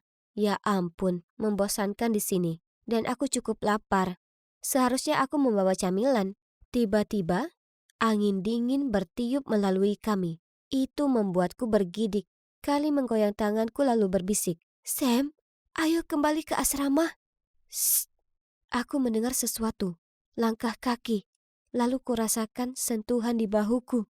Aku menatap Carly. Lalu kami berdua menjerit dan melesat ke pintu. Gedebuk, kami menabrak sesuatu dan terjatuh ke lantai. Aku segera bangkit dan melihat Carly dengan matanya yang terpejam dan berdoa. Tolong hantu, maafkan kami. Apa yang kalian lakukan di sini selarut ini? Aku mendongak. Ternyata Bu Hopkins yang merengut. Yap, kalian berdua akhirnya dihukum seminggu selamanya karena berkeliaran di jam ini.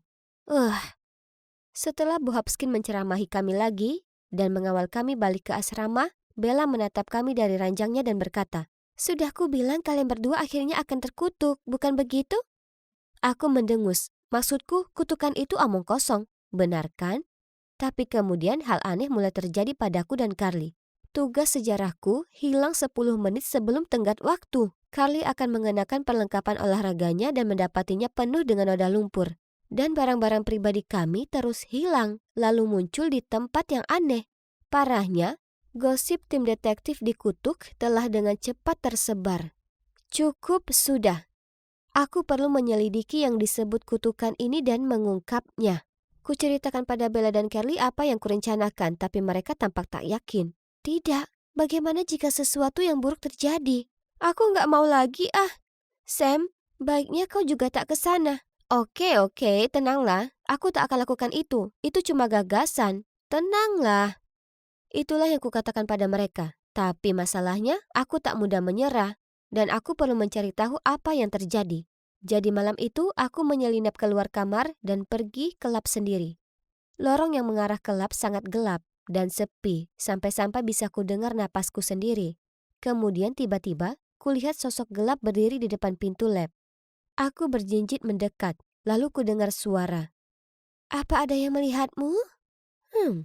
Jadi hantu bisa bicara sekarang? Tapi tunggu, bukankah suara ini sangat tidak asing? Kuarahkan sinar lampu ponselku ke arahnya. Bella? Dan Liam? Bella tersentak. "Dengarkan aku dulu, ini tak seperti yang kalian kira." Oh ya Tuhan, apa temanku telah mengkhianatiku selama ini? Aku segera berbalik dan cepat pergi. Bella mencoba mengejarku untuk menjelaskan, tapi aku tak mau dengar.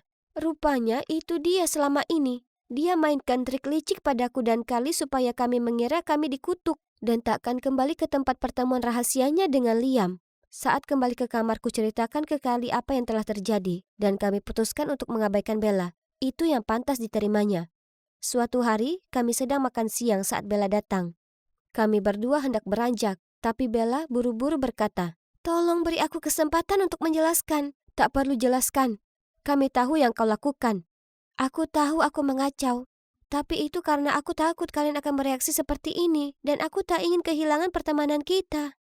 Kuletakkan nampan itu, lalu duduk dengan enggan. "Aku sudah pacaran dengan Liam selama beberapa waktu. Kami akan go publik. Tapi kemudian kulihat kalian berdua menyukainya. Dan aku khawatir kau akan marah padaku. Dan tim detektif kita akan bubar." "Tuhan, kau ini idiot. Kau pikir kami seegois itu?" "Ya, memang. Kami agak naksir Liam. Tapi jika kau beritahu kami kau pacaran dengannya, kami pasti baik-baik saja dengan itu." Mendengar itu, Bella terlihat malu. Lalu, dia memberi senyuman berdamai. Kemudian kami semua saling berpelukan dan berjanji kalau sejak saat ini tak akan ada lagi rahasia di antara kami. Dan tentu saja, tim detektif CSI masih aktif. Dan bahkan sekarang ada anggota baru si cowok ganteng. Yap, kalian menebak dengan benar. Yang tak lain adalah Liam.